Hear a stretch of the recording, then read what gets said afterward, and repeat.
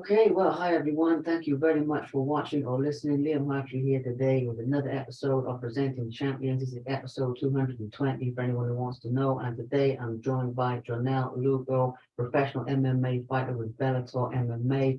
At the time of this interview, he's coming up on a massive fight with Bellator only a few weeks out. Today we're going to be talking about his previous fights, his previous achievements, his future plans. But as always with me, it's deeper than just a fight interview. Today we're going to be talking about the mindset that it takes to reach greatness in one of the toughest and most skilled sports on earth, professional mixed martial arts. We're also going to be talking about faith and Janelle's life outside the ring, some other topics as well. So, Champ, thank you so much for taking time out of your day to come on the show. It's a pleasure to have you, man. Yeah, no doubt, man. Anytime. Yeah, brilliant. So, all right then. So, starting with the beginning, obviously you just finished training, so we'll start with the basics. How is your camp going for this upcoming fight? How are you feeling? Good, man. Really good. I've implemented just a lot of new things for my fight game in this camp. I switched up how I do my cardio. I switched up a lot of my grappling tactics, a lot of my striking tactics. Everything is new and improved for this fight, man. And it's been going real good. My body's been good. It's been a real good camp. Fantastic. Now, obviously, another thing to touch on there is because of the cancellation and everything that happened with this fight, as I understand it, you've had camps pretty much back to back. Am I right in saying that? Yeah. I was training for November 18th, so I was training for probably. I was training. I mean, I've been training ever since my last fight in April, but focus on a specific fight. I did twice now for November 18th, and now again for February 4th. So I've been working hard, man. I've been working. Absolutely, absolutely. Well, it's a big opportunity. Can you give us the prediction for the fight, or is that something that you don't really do? I don't know what's gonna happen in the fight, but I do know what I'm bringing to the table. I'm bringing everything I got. A lot, 100% heart, a lot of skills, a lot of techniques, a lot of IQ. You know, I'm going there. I'm going there to win. I'm coming in there with the spirit to win. So I'm looking to finish him if I can entertain the fans. Absolutely. Well, you always do that 110%, always entertain the fans. Another question about the future, and then we'll talk about a few other things outside of the specific fight. But it's never good to look too far ahead, but ideally, you get this fight out of the way. What are a few of your other goals for like the rest of 2023 and just looking maybe a couple more fights ahead after this one? Definitely want to fight twice more in 2023 at least, because the last 2 years in a row I only fought twice. Fought twice in 2022, which is just in February and in April, and then before that I fought in August and like May or something like that. So it's been 2 times a year for the last couple of years. So this year I definitely want to fight 3 times. It's not Bellator's fault either. It's my fault. Little injuries happen and things like that, and COVID happened. But this year I want to be more active. I'm 27 years old now, so I got to like get to it. This is my prime, so I have to like start working. Absolutely, 100%. Now, like I was saying when we set this up and everything, as well as talking about the fights themselves, there's some aspects of your life outside of the cage I'd like to touch on because I'm all about inspiration, motivation, hope, all that type of thing as well. Now, you're a very, very positive role model to your fans. Obviously, being a professional fighter, a lot of people look up to you, a lot of people watch you, and you share a lot of encouragement, a lot of positivity. You share your faith as well, obviously. Can you share with us a little bit about what that means to you, like in terms of being a positive role model and giving back to people through your platform? So if you look around all of social media and all of the news outlets and entertainment industry, it's just filled with for the most part negative influence. Everyone pushes the wicked side of everything. For example, like you got like people that are usually very popular in the sport are usually people that are like not the best role models. Like you got like, I don't have to even name names. The most famous people in combat sports are always usually people that are very braggadocious, very arrogant, lifted up, just very into themselves, all about money. And outside of combat sports, a lot of the most famous people are just, they promote alcohol and they promote partying. They promote um, just wicked lifestyles, really. And so, like, I'm a Christian, and I don't believe in like you have to be a good person to go to heaven or anything like that. But outside of outside of that, how you live your life is important. And I feel like we need as many people as possible to promote and push a positive message, because there's already enough of the wickedness being pushed every single day, every single movie you watch, all the music. If you listen to any hip hop song, it's like kill this person, shoot this person, sleep with this person's girl, make money. If you're broke, don't talk to me. Like, you know what I'm saying? Like, everything is just 100% nonsense. So like, I want to be one of the few lights in the world, and that's what the Bible calls us Christians to do, is to be the salt of the earth, and to be like the little bit of light in the world, and show people the truth. Because ultimately, and I'm done here. Ultimately, if all people see is wickedness and bad influence, they'll think that that's their only path. Like, if you grow up and all you see is that everyone smokes weed, you're gonna think that the only choice is to smoke weed, because that's what everyone does.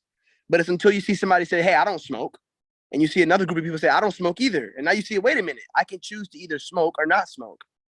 But if all they see is one thing, which is wickedness left and right, that's what they think they're gonna have to be too, because there's no other choice. Does that make sense? Absolutely, it makes complete sense. I love the message.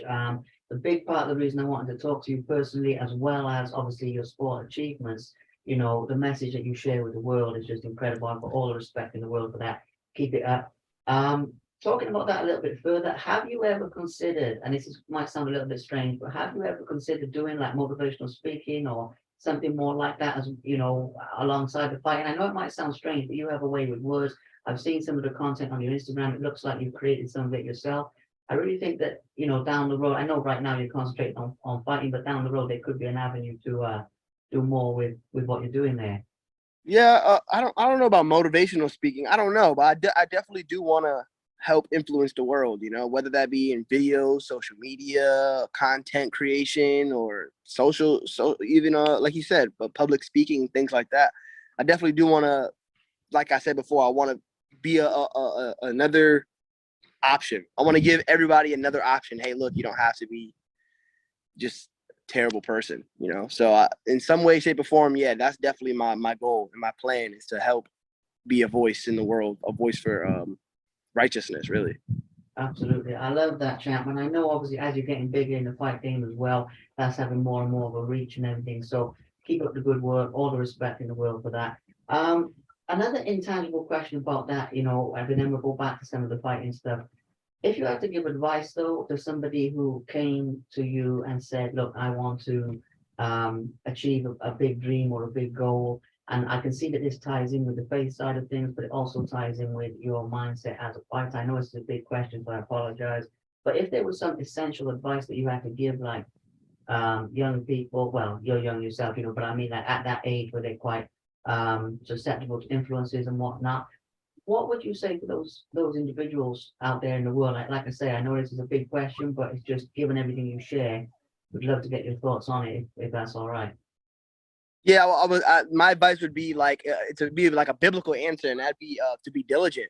It always talks about how the diligent people are the people that prosper. Your diligence and your hard work ethic is going to put you in front of kings. It's gonna set you up for later in life. And this is a biblical concept that if anybody applies, whether they're a Christian or not, they'll be successful.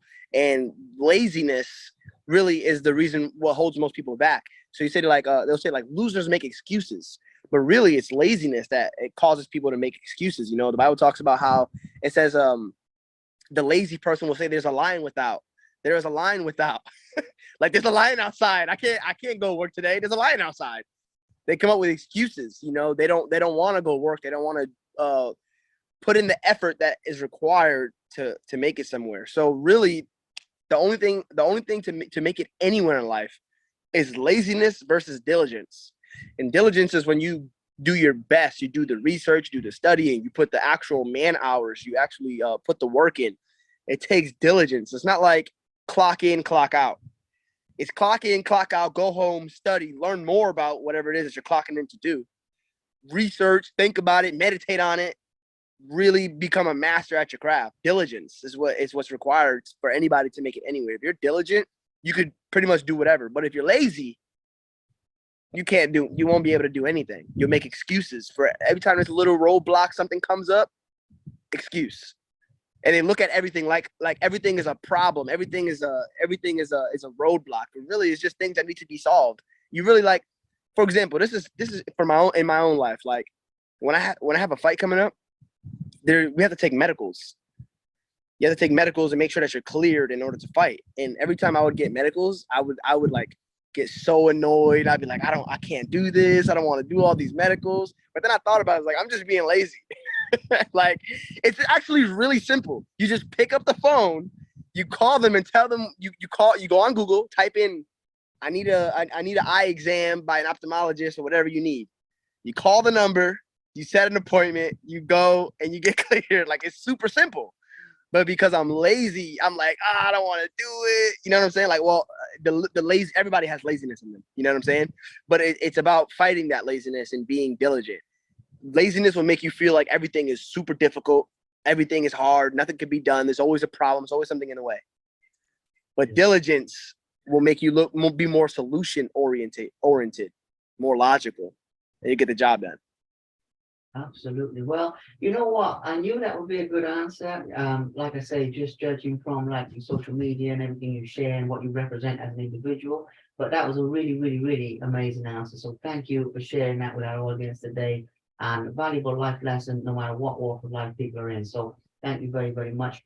As well as that, you mentioned about the diligence and everything in terms of like medicals and things. How does your faith influence your mindset towards, competing at the highest level? I mean, in terms of like nerves or in terms of like, pressure that you feel. I don't know what aspect. I don't have a really specific question, but just your mindset going into a fight, like on the build up to a big fight. What is going through your mind? Because this is something that other fighters will know about, but the fans, they don't see this. They don't necessarily see what's going through your mind, good, bad, indifferent, whatever it is, on the build up to a big fight. So can you share a little bit about that with us today? Yeah, I would say I would look at how I'm a Christian, and I'll break it into two parts as far as when it comes to fighting. On one aspect, on a grand scale, I'm gonna be okay regardless, as long as I keep God's commandments. Once again, I'm not saved. I don't go to heaven by being a good person or by keeping God's commandments. I'm saved just by believing in Jesus. But as far as my life being good and God blessing me, if I keep God's commandments, I'm gonna prosper no matter what. In whether I fight or if I never fight again, no matter what I do, I'm gonna be okay, right? If I apply God's principles, right? So I'm never looking at a fight like it's the end of the world or make me or break me. Regardless, I'm gonna be okay. Now, in terms of being successful in fighting, I'm looking to apply those biblical principles that whether even if I was a Christian or if I wasn't a Christian, right? You got people like Khabib Nurmagomedov, who's applying biblical principles like being diligent, working hard, being dedicated, staying consistent. Those things, these biblical principles, anyone can apply and be successful. So I'm just looking to use those biblical principles as far as being diligent, like I just said, and working hard and not making excuses, studying, just providing from all those little things that that make a man successful. I focus on those things as far as winning my fights, and that's where I get my confidence from. Like, did I work hard? Was I diligent? Did I study? Did I make sure I was in good shape? That I did everything I could on my part, so that way when I get in that ring, I get the job done. Yeah, it makes total sense. 100%. I mean, there's a lot of things you covered there, even in one short little like few words. But I also love how you're defining success as well, and you're not just defining it, as you said earlier, based upon the physical things, the material things. You're defining success based on what's in your heart. That's a powerful lesson. Being okay regardless. That's a powerful lesson. There's actually quite a few lessons in what you just said. So thank you. Absolutely golden content so far. Now, obviously, as well as this motivational aspect, we need to touch on a few more fights as well. Now, obviously, being a person of faith, I know in Christianity, obviously, pride is something that's covered, so I'm just precursing this. But still, regardless of that, in your career so far, I'd like to talk about which fights you are the most proud of. Now, just to precursor this, I believe the best is yet to come for you. Like I think your best fights and everything they're still to come. Do you know what I mean? But of the ones you've had so far, do you have favorites? And if so, what is the reason that particular one is your favorite? If you get what I mean with this. I think I like I think my two fights, my fight against Keith Lee and my fight against Brian Moore, those are my favorite fights. The Keith Lee fight is probably my favorite fight because it was my first fight on the main card, and also in that fight I went out there and I fought hard. You know, like I like the way I like the attitude that I came in with and how I performed that night. Keep in mind, I go into every single fight and do what I plan to do in every fight. But I think that plan was like my strongest plan. And against Brian Moore as well, I went in there and I did what I wanted to do as well. And I showed a lot of different layers of my skills as far as like my footwork, as far as my discipline, my defense. Also, I showed my offense. But like you said before, I do think the best is yet to come. I got a lot more to develop, and over this last year, I've gotten a lot better. So I do think the best is to come. Absolutely. I mean, the best is yet to come, and obviously you're improving every fight as well. I mean, this is something that is quite evident to anyone who watches your fights. You know, there's improvements there all the time. So yeah, the best is yet to come, but it's still good to get your thoughts on your personal favorite fights. Now, another couple of things with this, we're doing well so far. Obviously, with the whole faith and that concept of things, you know, how do you keep pure in the sense of like if a fight ever becomes personal, like if an opponent is ever making it like a personal beef or a personal issue type of thing. I know obviously a lot of fights are not that way and it's just for the like the TV cameras and everything. But I think in your last fight I saw some reports saying that it was more personal. I don't know if that's actually true or if that was just clickbait and nonsense. But you get what I'm trying to say with this. Is it ever personal for you that you actually dislike another person, or is it always just to go in and do your best on your own terms type of thing, if that makes sense? So I wouldn't. So in terms of like if it's personal, it would only be personal depending on what that person believed. It wouldn't be personal based on like him just disliking me. So like if he just didn't like me, doesn't like my face, doesn't like how I fight, if that's not, I don't find that, you know, because I don't like hang all of my life on myself. So if he just disliked me, I don't find that to be personal, you know. So like for example, like my last fight, Danny just dislikes me, and well, not that he disliked me. He did what he had to do to sell the fight, you know, and I don't have a problem with that, you know. If you want to do some trash talking about your opponent and you want to sell the fight, I think that's a good thing to do. But I do dislike what would bother me is if you promote, like I said before, if you're promoting like wickedness in general. So like if in general you're just a very arrogant person and you're always you know, just promoting alcohol and, you know, booze, a bad lifestyle and these types of things, and I'm not gonna like you. But that has nothing to do with how you treat me though. Does that make sense? You'll Yeah, see people like this. You'll see people that do things like this, right? I'm gonna give you an example. They'll go like, it'll be like a murderer, and they'll be like, well, that guy was nice to me though. They'll say something like that, right? They'll be like Jeffrey Dahmer. Yeah, but he was cool to me. Like, what does it matter if he was nice to you? He's a serial killer. You see what I'm saying? yeah, Now, on the other hand, if a guy is a good guy but just doesn't like you for whatever reason, they'll be like, I don't like that guy. That guy's terrible. Why? yeah. Just because he doesn't like you? You see what I'm saying? Like, not everybody has to like you, but is he a good person in general? That's the question. So that's kind of more of how I look at it. So if I go into a fight and people trash talk and all that, that's fine. But if that person's like, I hate God, and it's like super just all about nasty, wicked lifestyle and promoting alcohol, promoting, you know,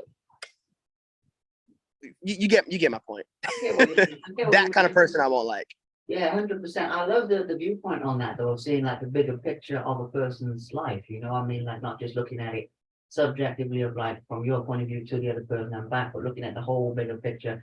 I love that. Exactly. That's a good way of looking at it, actually, in all fairness. So it's another life lesson right there. And I appreciate this because hopefully this is different to the average fight interview that's out there because, I made a decision a long time ago. If I'm going to do these, then I want it to have a positive effect on people. I don't want to just be talking about combat and all of that side of things because there's too many other people that do that. So it's definitely amazing. So moving into the last couple of things, I suppose something that follows on from everything you just said is obviously the online world as well, because you get a lot of love and support online, but there are always hateful people and aggressive people and whatnot and all that type of thing.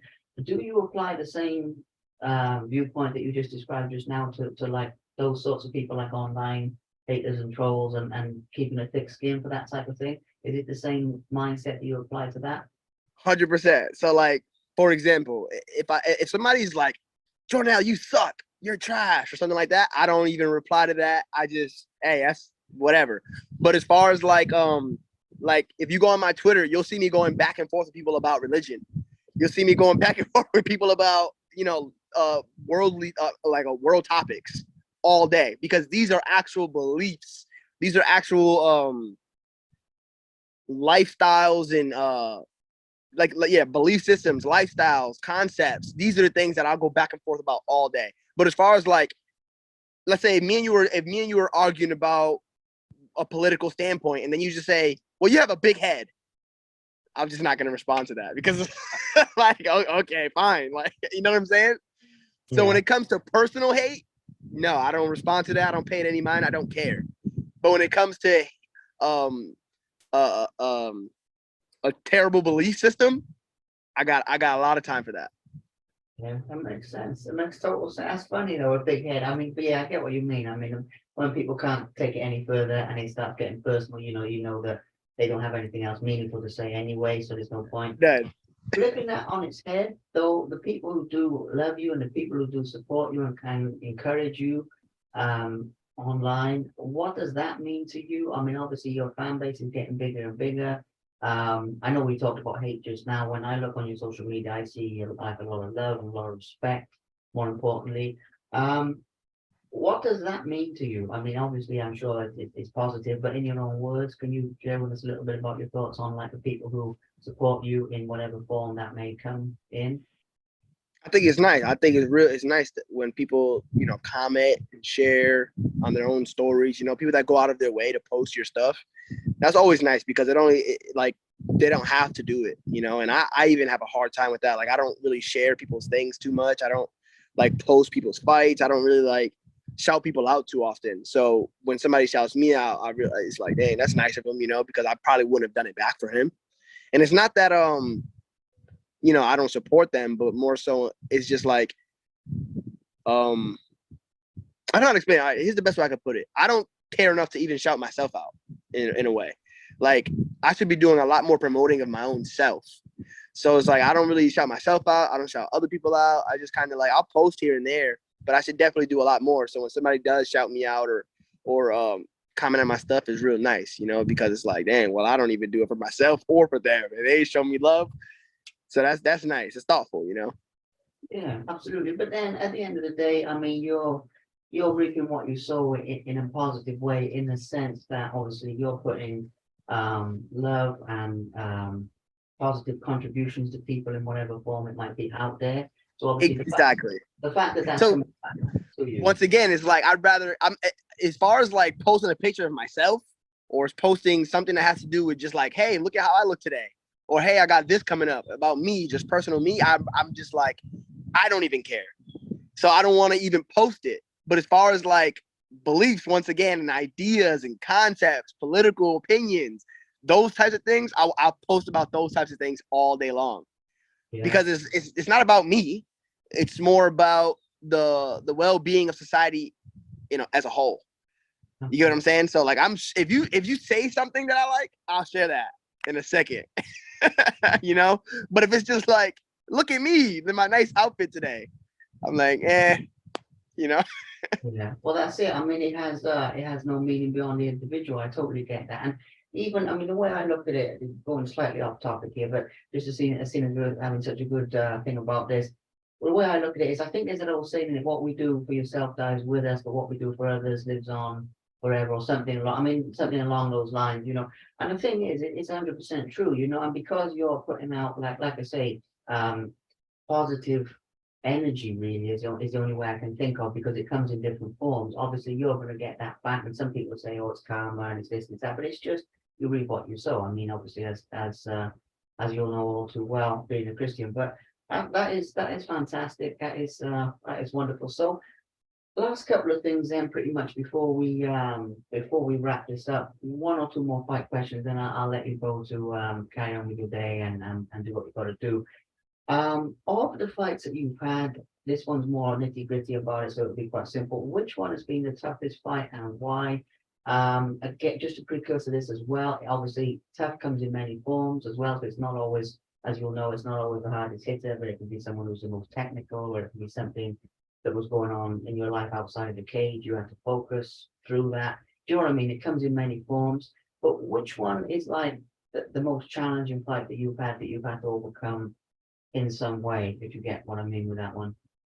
My last fight, of course, I got beat bad. So yeah, my last fight, my loss was definitely my toughest fight, just because it was, I thought I had the skills that was required for me to win that fight, and that was just way wrong. I was just completely off in my philosophy towards grappling.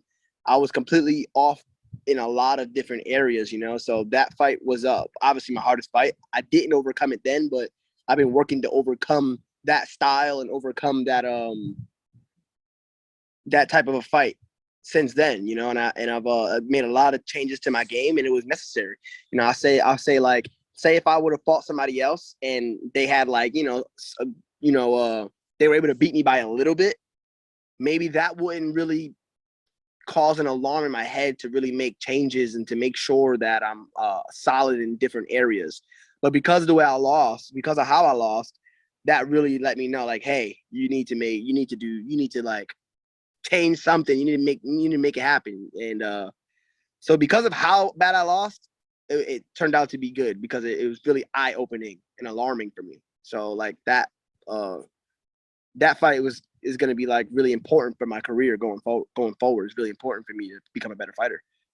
Absolutely, yeah. I mean, it makes sense. It's a simple question. I thought it might be that fight, but I've learned to never assume, because I've asked that question so many champions, and sometimes you really don't get the answer you expect. I mean, that last fight, I thought you might say that, but it's good how you turn a negative into a positive in that situation and taking something from it. We have to give a shout out to Bellator themselves, and there's one more question after this, and then we'll wrap it up.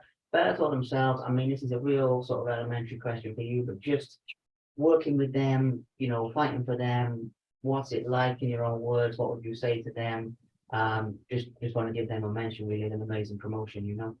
Yeah, like, well, all I can say is fighting for them as a promotion. Like I've watched fights at Bellator promotions a few times, like two, maybe twice. No, probably like three, four, like three times maybe. And it was always like, you know, as an amateur, going from amateur and then seeing that, it's like the light show is such a good show. It runs so smoothly.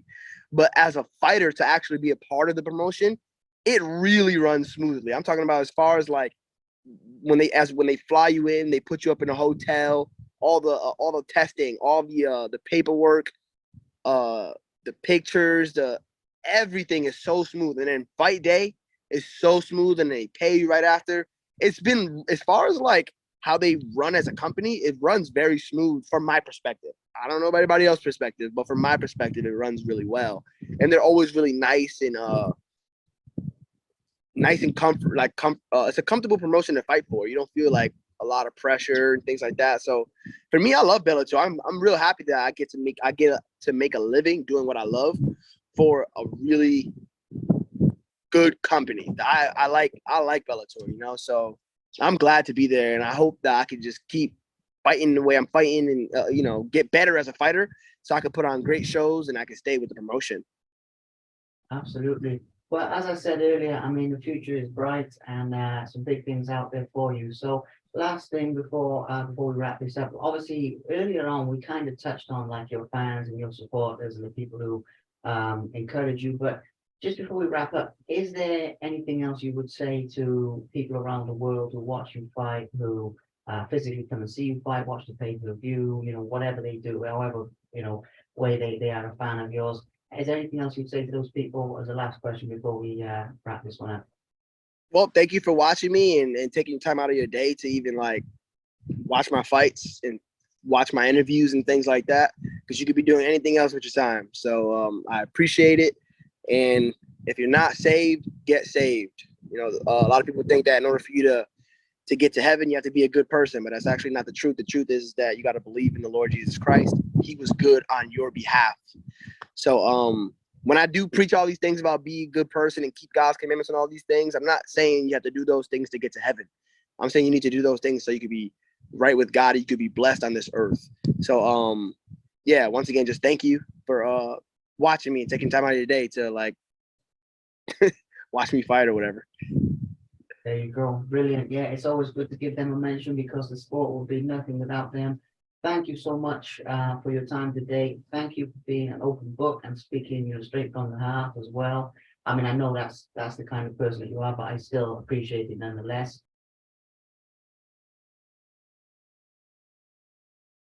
Thank you very much for watching. Please subscribe to the Simply Inspired YouTube channel, and there'll be more videos coming soon.